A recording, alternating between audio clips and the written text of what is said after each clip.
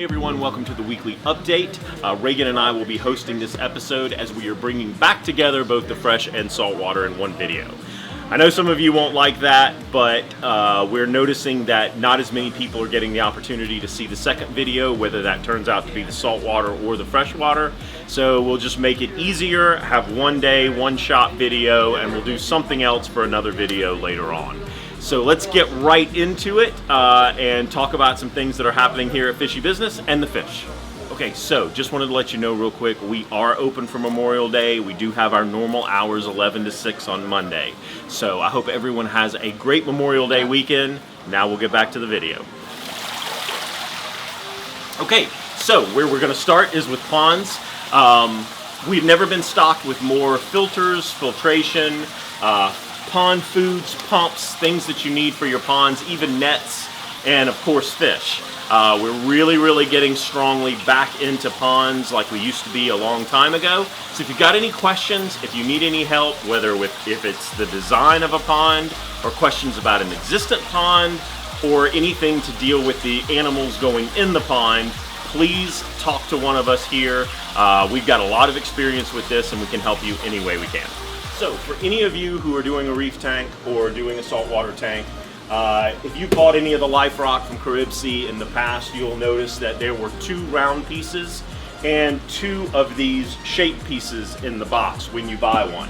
Caribsea has just released the all shapes box. So there are actually 4 of these now in certain boxes that you can get. If you need more shapes, I know a lot of people who do designs and things like that with the aquarium like using these because you can do a lot more with them, whether you use them as they are or break them and tie them together in other ways. So just know that you can now buy them as 4 pieces in a single box now, which is really cool. One more thing I want to say real quick, I want you to pay very close attention to Facebook. Kat is publishing a lot of things a lot faster these days on Facebook with specials that we have, with new things coming in. You can see a lot quicker what's going on and what's coming in. Also, we are going to get back next month, that's the month of June, like in a few days, to a special giveaway that we have for both June and July. So you want to pay very close attention to YouTube next week in the weekly update and on Facebook for all the updates, because there's going to be 2 chances to win the next gift prize. So all that said, I think that's all the things we have right now. Let's get right into the fish. Okay, so definitely want to start the video with adding on to the pond with showing all these koi. These are not the only koi we have, but they're some of the best, highest grade koi that we've ever had. The quality, the quantity, and the beauty of these fish, even with no light directly over them, is pretty astonishing. I've got some in my own pond, and let me tell you, when the sun hits them, they're amazing. Okay, first on the list this week in the freshwater are the angelfish. Now, we've got both koi angels, marble angels. We've got some blacks, as you can see, that are really pretty, a couple black marbles. But all in all, very beautiful angelfish this week. If you've got a brackish tank or entertaining the thought of doing one, a small brackish tank might lend to a really cool puffer fish. These leopard puffers we just got in today, absolutely beautiful, really spry, and just kind of running all over the tank. Wait, where's Ryan? We got puffers! As Richard just pointed out, we have 2 beautiful large albino compressiceps. This is a really cool fish for a lot of different reasons, both the color morph and just the fact that it's a cool African cichlid to begin with in its normal color, and to have 2 cool paired albinos, this is really sharp. So if you've got room in a tank and you can have a male-female pair, this would be a great pair to put in. Pea puffers. We got them, and we have a little army of them, as you can see. So if Connor can, yeah, there you go, Con. So you can see how cool these would be in a small tank. These are fully freshwater. They do not need a whole lot. Each puffer needs no more than 5 gallons. So if you got a 20-gallon tank, 4 or 5 puffers may work. Great, cool little tank for a kid's room or something like that. A little extraterrestrial fish for your tank. 2 things I want to mention in this tank. One are the horned pagoda snails. Really sharp, cool looking snails. These snails have little spikes all over the shell, but not extreme, but just enough to make it look really cool, hence the name pagoda, because they do look like an Asian type little building. And for these, that's just really cool. We also have these cardinal tetras that also look really good against the horned pagoda snails. So very, very cool pairing, whoever did this, and would look great in your tank. The green phantom pleco, one of my favorite plecos. Beautiful. We have 2 of them this week. Very reasonably priced. If you're a pleco collector, these are so for you. First on the list of crayfish this week, I promised to bring, is the fireball lobster. Really cool orange with striations of white throughout the body. See if I can get this somewhere. There you go. White legs, orange pinchers, really, really cool. Moving right along, we have a tricolor, white, brown, and orange. Right here we have blue moon lobsters, which I love these because there's a fairly intense amount of blue, but they really look, they don't look freshwater at all. In fact, this one right here, I mean, this looks just like a crab or lobster right off the beach. So if you want to add a little bit of an ocean flair to your aquarium, the blue moon lobster might be for you. I got 2 of these. One is pretty extreme. These are both tangerine lobsters. The one to my left is a lot more intense as far as the color, or in the intensive red color. And this one is more of a kind of palish orange, but beautiful lobsters nonetheless. My number 1 pick of the week personally is the white line king tiger pleco. This is a beautiful pleco. It almost looks like it's got some kind of spiral going on. When you look at it, it almost doesn't even look real. Beautiful pleco. You usually see plecos with a lot of squiggly lines or a lot of spots or a lot of color variants, but strong stripes going in the opposite direction, north to south, you don't typically see so much. So it's a really, really beautiful pleco. Very different from a lot of the other ones that we get. Okay, one fish we don't always have all the time, it isn't rare by any stretch of the imagination, are the turquoise jewel cichlids. This is a really, really pretty cichlid, South American, that gets a kind of a blood red with a lot of blue spots. In fact, these haven't colored up a lot yet, but wow, they are super, super beautiful. We talk a lot about koi for ponds and things like that, but you might just want a regular pool comet. We've got, for the first time this year, these large pond comets, and as you can see from the top, in the white and reds, or just oranges, we've got a lot of beautiful colors. So if you don't want to spend the money on koi, you want something a little bit lower keyed, and that is not going to be as aggressive towards your plants, these pond comets might be the ones for you. Okay, a really pretty non-super aggressive cichlid, the crebensis, dwarf cichlid, is a great one to mix in with things like barbs and your larger body tetras. You can get away with these with a lot of different types of fish, and they have pretty colors. Great for inhabiting the lower part, any type of cave in your tank, but all in all, really good. For you cory lovers, if you need a bottom-dwelling cory, the skunk cories just came in. We've got a beautiful little group of them this week. I don't personally know a lot about this fish, other than it is super cool. This is a marble goby, and I'm really just showing you a picture because I haven't seen one before. We got one in this week. I'm gathering by the tank that he's in that he can handle being with anything that's a little bit bigger than him or the same size in a semi-aggressive setting. So you might have to do a little bit of research on your own about this guy, but a very beautiful fish, different, and something you need to come see. I think I only have 1, maybe 2 of them. Beautiful albino tiger oscars came in this week. These are perfect, at least how they look. Their color is intense, both the albino part and the orange part throughout the body. So if you have got a fairly large tank or planning on a large tank and you want to get these guys started because you want a pet for a few years, this would be a good fish to have as a pet for a few years, as they will get big and they will get pretty. Beautiful red-tailed cat came in this week, and while I do show this fish, we only have 1. It does get large, it'll eat anything it can swallow, and it gets very big very fast. But If you are in the market for a large tank, planning on getting a large tank, and want a showstopper of a fish, this is it. Okay, so let's turn things over to Reagan and Saltwater. Hi guys, it's Reagan. I got in some new saltwater fish this morning, so we're gonna go take a look. I got in a beautiful dragon wrasse this morning. I've never been able to get one in, so this is the first time that I've been able to order one. The dragon wrasse is also known or referred to as the rock mover wrasse because these guys will move around some of the rock. Now if you have large pieces that are heavy, they're going to be fine, but any small rubble rocks, these guys are going to absolutely turn over. Now these guys are not reef safe, and if you take a really close look, you can see they have very tiny sharp teeth. They're going to go after all of your inverts.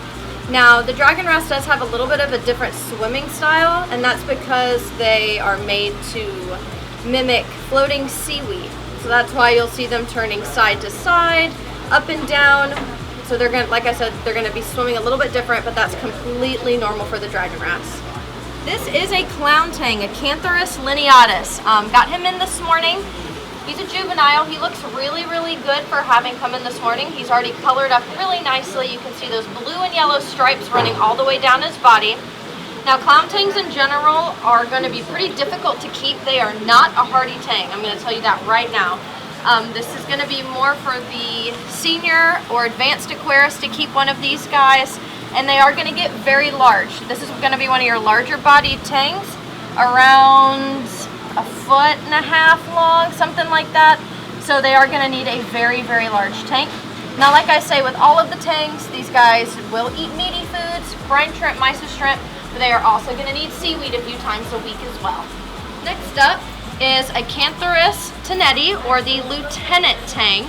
These guys are from the reefs of the Maldives Islands, and they are mostly tan in color with darker lines outlining the body as adults. As you can see, this is a juvenile, so he's going to be mostly silver at the moment. Now the tail, in time as he grows, will get long fork streamers that will grow off of it as well. These guys are going to be reef safe. They're not going to typically go after any of your invertebrates or your corals. But like we always say, reef safe is a relative term. We never guarantee that anything is 100%. But that being said, this tang is going to be one of the most reef safe fish that you can get to go in there. This guy is going to eat seaweed a couple times a week, as well as meaty foods. And as an adult, these guys are going to need around 180 gallons because they do get around 10 inches in size. This is one of the most beautiful and perfect powder blue tangs that I've ever got in. Even when we walked over here, Connor was like, wow, that's a really nice powder blue. And I was like, we're going to talk about him because he looks so nice. So this guy is going to be one of the most reef safe tangs that you can get. That being said, the powder blue is going to be more of an advanced tang. Not as advanced or experienced as you would need to be in order to keep a clown tang. But these guys, you are going to need to be a little bit more advanced if you wanted to keep a powder blue. Because these guys aren't going to be as hardy, and they are very ick prone. The powder blues, white cheeks, powder browns, things like that, they're more of an ick prone tang. Now, these guys are very prized and sought after for that beautiful powder blue on most of their bodies, and then that electric yellow dorsal anal fin, and then the black outline on their white caudal fin. These guys are herbivores, like every tang. Give them seaweed a couple times a week, things like that. This one, like I pointed out before, has come in looking really nice, already colored up very well. If you are in the market or a powder blue, this is the one that I would come get immediately, right now, because it's not going to last very long. Alright guys, so I also got in a medium juvenile emperor angel. This guy is gorgeous. He still has his juvenile markings. As you can see, he's got blue, white, black, and gray spots all over him, as well as a circle pattern. I'm going to have Connor put a picture of what the adult looks like on here because they look absolutely nothing alike. They look like completely different fish. So this is a juvenile form. Angels, we like to say, are not reef safe, or they're reef safe with caution. Angels do have a taste for some corals, so you know, be aware of that if you want to come try the emperor angel. These guys are going to get very large when full-grown adults. They're going to get a little over a foot long. So this is going to be one of your bigger bodied angels. Now the emperor angel is one of the more hardy angels, if you want to call them that. Their care level, I like to say, is moderate. They're not super easy, but they're not extremely difficult to care for either. And while they're going through the process of changing, it is the most beautiful fish you've ever seen. Now, the angelfish has a little bit different of a diet.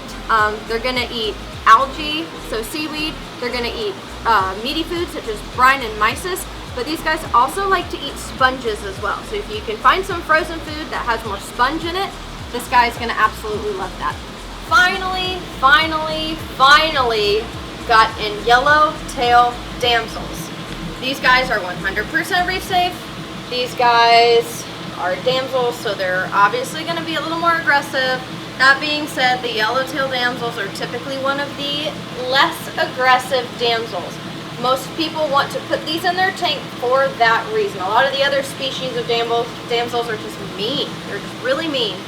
Yellowtails are going to be a little bit more docile.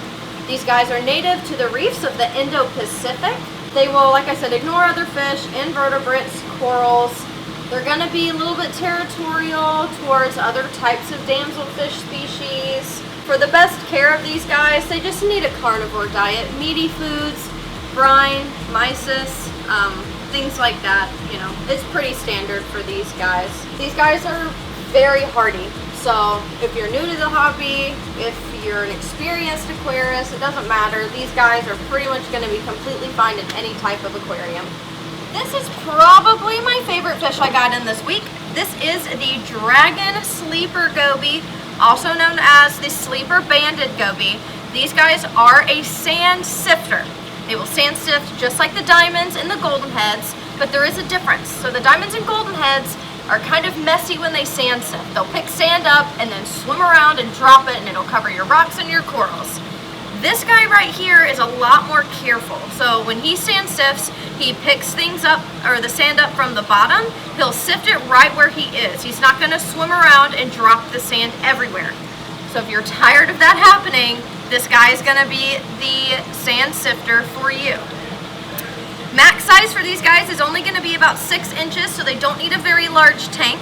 These guys are really going to like a lot of rock and a lot of crevices so that they can go in and hide and tuck themselves in those small spaces. Other than sand sifting, these guys are a carnivore. They're going to eat any type of frozen food that you put inside your tank. I have 2 of these guys right now, and I haven't been able to get them for a long time, so I highly recommend coming to get one of the dragon sleeper gobies. Okay, so I hope the new format isn't going to bother any of you. We're trying to kind of deliver the best thing and satisfy everybody. One thing that I will tell you is that both Kat and Reagan are doing weekly or daily posts actually on Facebook. So while we've always used Facebook and YouTube together, it's even more so important now because as new fish come in and people especially bring fish in that don't come in with normal orders, we will be posting those on Facebook every single time we get one. So even if the fish don't make the video for the weekly update, Facebook will update it on a daily basis for other fish and other things that we get in. So pay close attention to that.